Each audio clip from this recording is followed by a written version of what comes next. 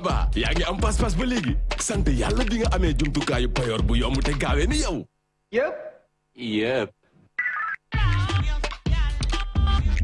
Oscar bu ñu tàmbalee toog fi nga toog tegle say tànk di fay say facture tax na léegi nga am jotu toppatoo say client. Fatima jigéen bi daan dooleem maa fàttewoo sa yaay ji nekk dëkk ba. ok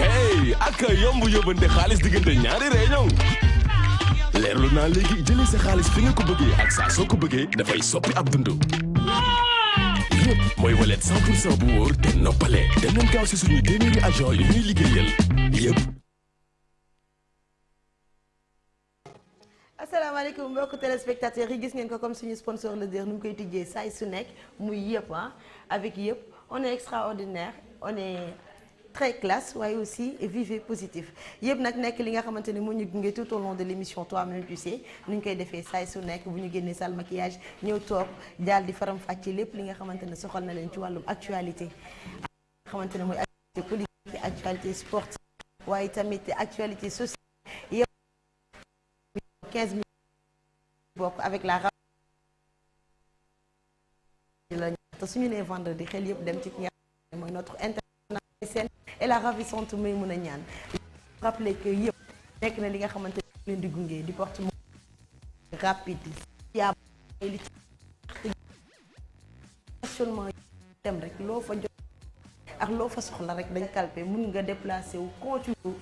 récupérer sa xaalis à n'importe quel moment lan ngay def mooy sa code ngay jël dugal ko bu nekkee am nga carte li nga xamante ne GBS nga daal anam yu mu gën a yombi li ci topp mooy lan mooy lu somme bi toll doo am problème ay réseau ñu naan la xaalis bi nekk fi somme bi nekk fi gis nga fu mu toll nii nag dañuy ànd ak yéen daal di dem waxtaanee lépp li nga xamante ne soxal na leen comme ni ñu koy defee saay su nekk à partir de 17h ci seen émission toi-même tu sais la ravissante Maïmouna Niane duñ ci yem waaye balaa boobu mesure barrière yi yàgg nañ koo wax di xeex lépp li nga xamante ne mooy Covid 19 bu ñu ne Covid 19 wax coronavirus nekk mbas bi nga xamante ne moo fi gane si gan boo xamante ne nag kenn bëgg ko di ko fàttali kenn bëgg ko arrangé wul kenn waaye nu ñuy def comme nu ñuy wax situation oblige se laver les mains ginnaaw se laver les mains li ñuy defaat leneen mooy sol masque ginnaaw sol masque waaye tamit respecté li nga xamante ne moo di distance yi nga xamante ne nag jagleel nañ ko muy distanciation entre nit ak nit 1 mètre la ñu wax ngir rek xeex jële fii li nga xamante ne moom moo ñu soxal waaye comme ni ñu koy defee saay su nekk surtout avec les téléfidèles téléspectateurs de l'émission toi-même tu sais surtout la diaspora sénégalaise aussi waaye tamit ñi nga xamante ne caabi féete na leen ginnaaw ñu leen di bàyyi xel bu baax dañuy xuus dugg léegi ci plateau toi-même tu sais daal di ko faram fàccee ci anam yu mu gën a yànjee restez scotchés c'est maintenant. toi-même tu sais Alaaji Ndiaye Sall Bigué Ndiaye il est là moom tamit il va nous accompagner waaye tey la mooy spécial ci plateau toi-même tu sais dañoo dalal ki nga xamante ne moom mooy directeur général bu yëpp il s'appelle Pierre Sadio moom nag dafay toog xuus ñun waxtaan ak ñun ci lépp li nga xamante ne soxal na leen ci boobu le porte-monnaie électronique Pierre ñu ngi lay nuyu di la dalal ci plateau toi-même. maa ngi leen di nuyu di leen sant maa ngi di nuyu ñëpp di nuyu waa DTV rafetlu ci ni ñu toogee ni nar a waxtaan ci yëpp. Pourquoi pas ne pas porter une tenue traditionnelle en rouge comme votre yëpp. waaw xam nga rek bëggoon rek nga d'abord nga wax ci. lu tax nga posé ma question bi. mais après xam nga rek bëgg a bokk rek nekk ak ñëpp. nga boo defee rouge da ngay particulier. dëgg la bëgg nekk ak ñëpp rek mais bàyyeeku ci lu sew loo xamante ne day rappeler yëpp rek. non foog ñoo ñuy jox comme ça ñun ñëpp ñu koy takk. alaaji sax dina ko soxla en tout cas tey yëbal na la moom yëbal na la. à sa façon 100%. il est là toujours notre ndaanaan international Mbaye Sène aujourd'hui habillé en costard noir chemise petit pois noir blanc. non mais Mbaye moom tey moom. ak cravate à l'anglaise. ah ouais. pareil bi ma pantalon pied de poule. et des bottines. une montre. waaw. ak benn accessoire là. et les lunettes. non j'ai hâte de te revoir sur le plateau de l'émission. bi la ñu nekk sax mais sinon j'allais dire sax li ma jiital survêtement bi c'est quoi dama koy jiitu. non mais namm naa la. maa la doon leen nag. comment ça se passe. alhamdulilah. alhamdulilah yaa ngi préparé actualité sportive. waaw ñu ngi koy préparé bu baax a baax. bonus bi waaw bonus bi xam nga bonus bi tey yëpp a fi toog moo tax dañuy. waaw c'est à lui de kon suñu Garincha bi dañ koy dëpp rek. non nañ dëpp Garincha tey yëpp a xew. notre ba le petit fils de Ardo il est là Thiam Mansour Sow Modou Mbacké nee na koj na la ba sonn nga daw xeex. nee naa ko playboy nga dangay bañ ay égrante yu ci sa kanam bi. kooku tàppal la pour te dire vrai dafa daw de droite ci digg tali bi naan ma wàccal fii xam nga ni kooku bëggul xeex parewul. ci la nekk. amaat mbégte bokk ak yow plateau bi amaat mbégte aussi retrouver ñi nga xamante ne sont fidèles téléspectateurs yi ñu suivent un peu partout à travers le monde rawatina nag au niveau de la diaspora nee nañ temps yi moom xam naa directeur dina ci wax sax nee nañu temps yi moom yëpp ñoom ñoo nangu seen place waa mooy ñi ceux qui nous suivent un peu partout rawatina au niveau de la diaspora voilà les internautes nous suivent un peu partout te di bég su nekk ci saa su nekk rek ci li nga xamante ni ñu leen koy servir ñun ñu leen di bàyyi xel tamit saa su nekk ci li ñuy def delluwaat rek muy un partenariat gagnant-gagnant ñun ak ñoom ndax ñun ñoo fi nekk pour servir leen ñoom ñi ñuy jox ay ordres ñuy exécuter aussi et ñu koy exécuter avec beaucoup de contentement ñuy bég saa su nekk toog di leen servir.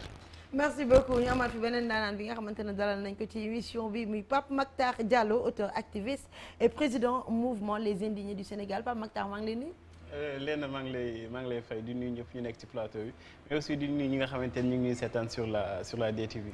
C'est un plaisir de te retrouver. Oui, c'est un plaisir de te revoir hein. Il est un ami hein. Il restera toujours un ami bien sûr Pape Mactar di nuyu ki nga xamante ne moom mooy jongoma bi nga dennal la ravissante et la belle Maymouna Niane Maymouna très bien habillée hein.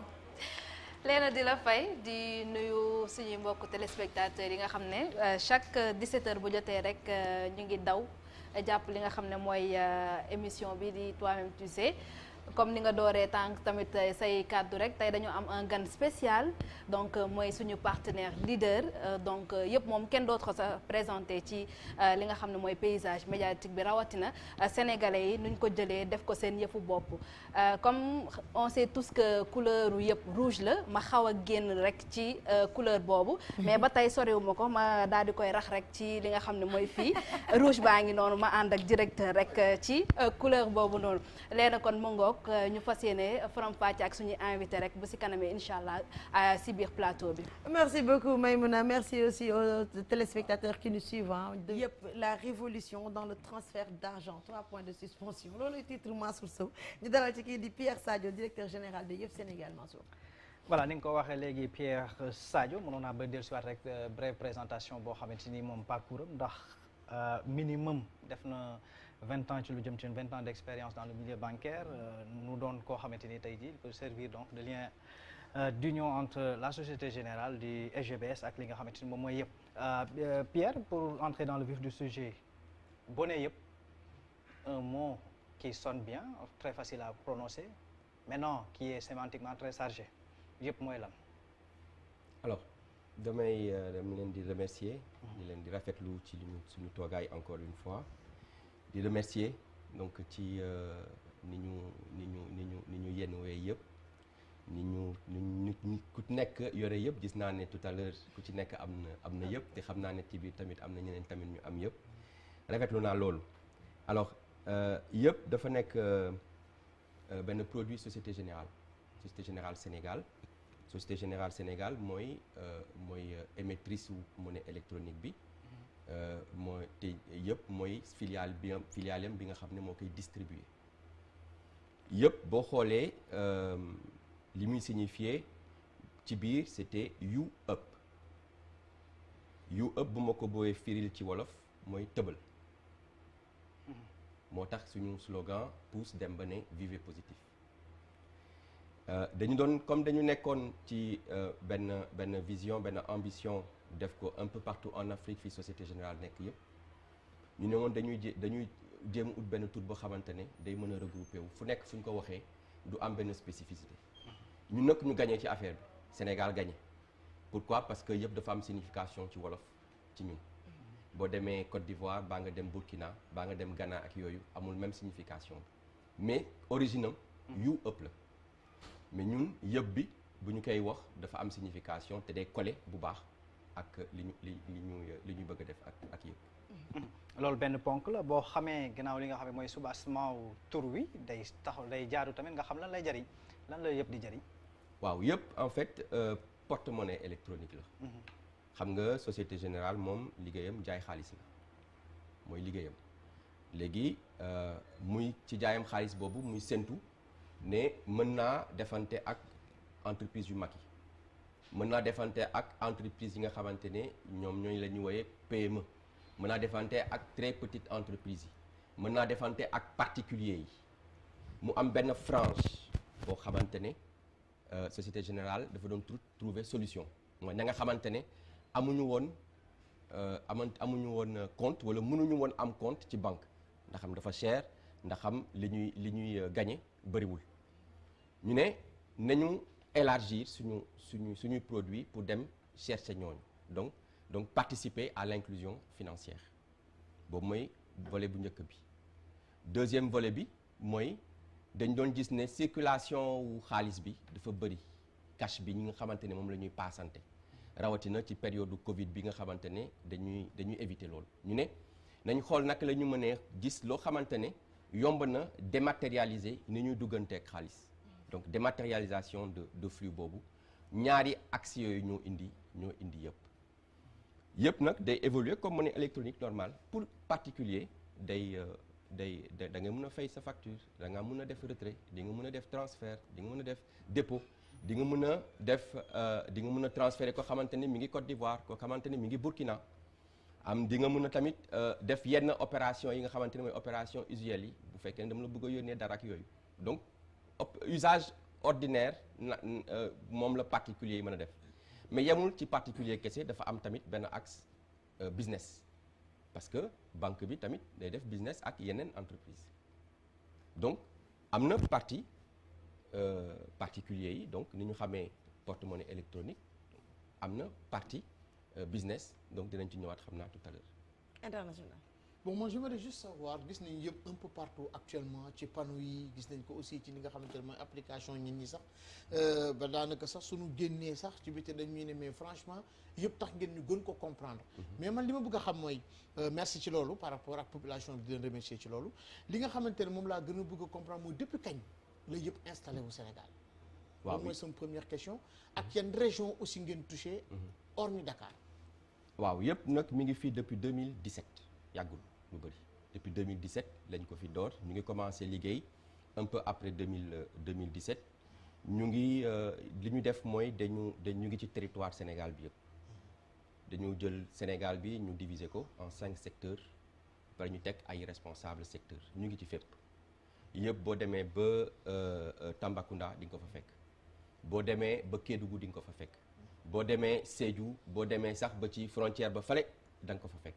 ci sud ba donc ñu ngi fépp tey jii nii am nañu plus de 15 750 points yoo xamante ne ñu ngi def yëpp am na yoo xamante ne c'est en propre donc ay ñoo xamante ne ay indépendants am na tamit ay réseaux structurés yoo xam ne ñooñu accompagne am nañ ci 3 wala 4 am na yeneen 3 je pense yoo xamante ne ñu ngi en instance de signature. waaw li tax sax ma laajte loolu parce que dañoo gis ni yenn cérémonie yi religieuses yu ci mel ni ay màggal wala ay gàmmu yeneen opérateurs yi pour ne pas dire leur nom dafay xaw a kale di nga bëgg a def yeneen transfert yi doo ko mën a def loolu moo tax mu doon relancer par rapport à li nga xamante ne moom mooy ci yenn région ngeen nekk fii nga xamante ne moom mooy Sénégal yan avantage li nit koo xamante ni bii par exemple am na application yëpp ci téléphone am par exemple war a yónnee Leena wala Saago wala Saala wala Maymuna wala Mansour mi yan avantage la nit ki di am par rapport ak yeneen opérateurs yi. man yaakaar naa ne boo buggee yónnee Mansour par exemple transfert ngay def yëpp transfert bi c'est gratuit boobu moom mooy principal avantage bi après yëpp dafa am benn aspect sécurité parce que ay banquiers ñoo ko concevoir donc ñooñu nga xam ne dañu am expertise te ci seen adduna bi yëpp dañ ci def ci jaayum xaalis xam nga kuy wax waxi xaalis yaa ngi wax waxi sécurité parce que nit ku la dénk xaalisam boo ko jox assurer les sécurités dootu la dénk xaalisam donc ñu def li nga xamante ne moom mooy permettre li ngay yónnee la nga yore ak la ngay yónnee ak ko koy yónnee ak noo koy yónnee mu nekk loo xam ne dafa sécurité dafa am sécurité sécurité boobu mi ngi door ci naka ngay duggee yëpp parce que dañ lay laaj un certain nombre de documents yoo xamante ne documents yooyu moo lay identifier identification dafa baax dafa réglementaire dafa baax parce que il faut nga xam kan ngay jokkanteel ka ngay yónnee il faut que aussi ñu xam mooy kan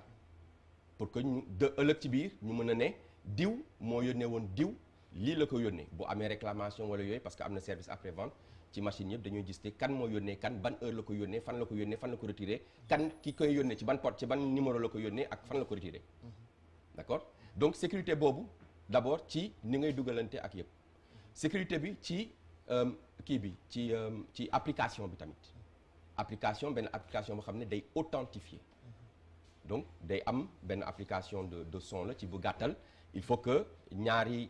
appareils yi ñu mën a waxante da ngay faral sax di dégg bu fekkee ne tàmm ngeen indi ñaari appareils yi da ngay dégg benn son bu ndaw tututut booy xamante ne mooy wane ne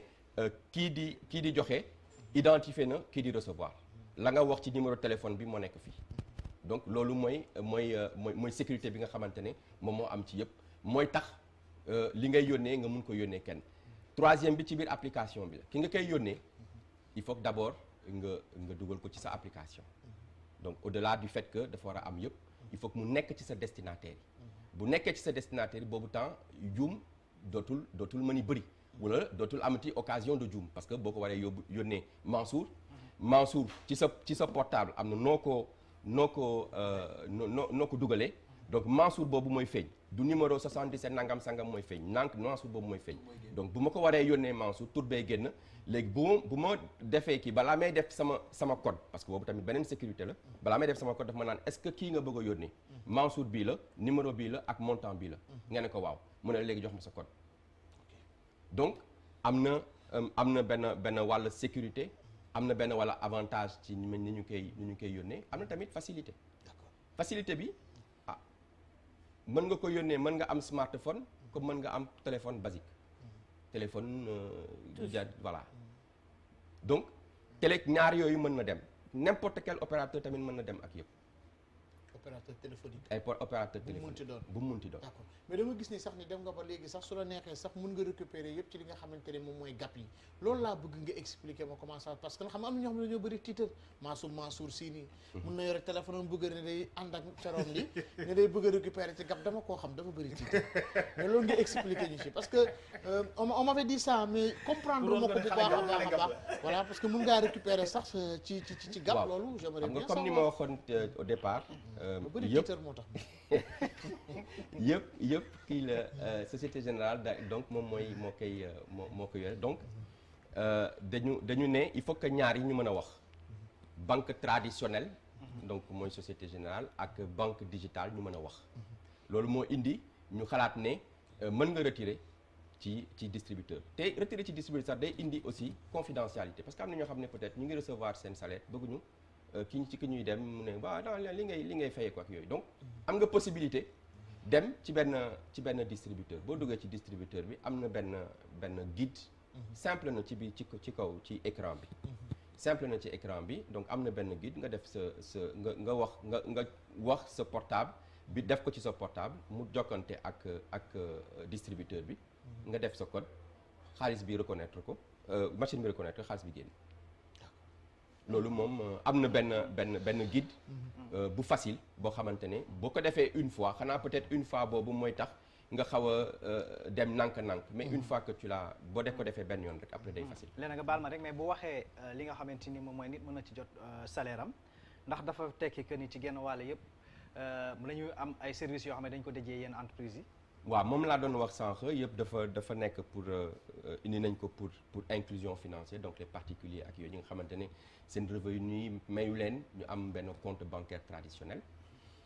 mais dafa nekk aussi pour ñi nga xamante ne ñu ngi ci entreprise yi donc xam nga ne banque muy Société Générale am na ak entreprise yu bari yoo xam ne moom lay jokkanteel donc ci entreprise yooyu am na ci ay parties entreprise yoo xamante ne ñooñu mënuñu am compte te dañ leen doon fay en cash donc da nga leen di rangale à la fin du mois nga def ay enveloppe jël 2 ou 3 personnes def ay enveloppe et puis nga woote ku nekk ku ñu émarger voilà yëpp indi benn produit bu tudd paiement de masse boo xamante ne mën nga ci fay 200 300 1000 1200 6000 personnes seen salaire wala seen prime wala ay remboursement yoo leen bëgg a def wala ay frais de transport et cetera mën nga leen ko ci jox ci benn clic c'est-à-dire yow yaay yore en fait yooyu c'est à la main de l'entreprise yow entreprise bi moom mooy yore kañ la bëgg a fay ñun dañu koy jox benn accès benn code d'accès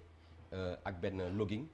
moom mooy remplir ñan la bëgg a fay lan mooy seen numéro lan mooy montant bi benn clic nga ne le 5 juin à 23h59 laa bëgg mu dem 23h59 3000 personnes reçoivent en même temps li nga xam ne moom nga leen bëgg a jox kooku mooy moom la ñu dig tegteel entreprise am na yeneen tamit yu ñu tegteel entreprise yi mën na nekk tamit nga soxla comme ni mu ko waxee woon sànq dématérialisé c'est-à-dire da ngay jaay te kii di jënd da lay indil xaalis donc mën nga loolu noonu éviter ko donc rawatina ci période bi ñu nekk nii mën nga ko éviter ngay jokkalante ak moom ak monnaie électronique bi d'accord mën na nekk tamit lu demee noonu mën na nekk tamit yeneen services yoo xamante ne ñu ngi ciy xalaat parce que yaakaar naa ne ñooñu nga xamante ne amuñu accès banque direct te ñu leen di permettre tey jii ni ñu am porte-monnaie yëpp war nañu mun a dugg dans l'économie war nañu mun a def ay services financiers war nañu mun a jokkalante ay ki nga xam ne mooy jaay Soumbédioune jën war na mun a am kalpeem monnaie électronique bu jaayee ba pare mu au lieu muy yóbbu xaalis bi ci nafaam di dem ak yooyu mën na ko dugal ci biir ci portable am pour sécuriser ko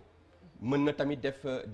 parce que dafa war a fay peut-être mool bi ak yooyu mu fay ko ak yëpp donc service financier basique yooyu war nañ ko mun a dund comme nii ñëpp di ko dundee bu ñu amee benn compte bancaire. DG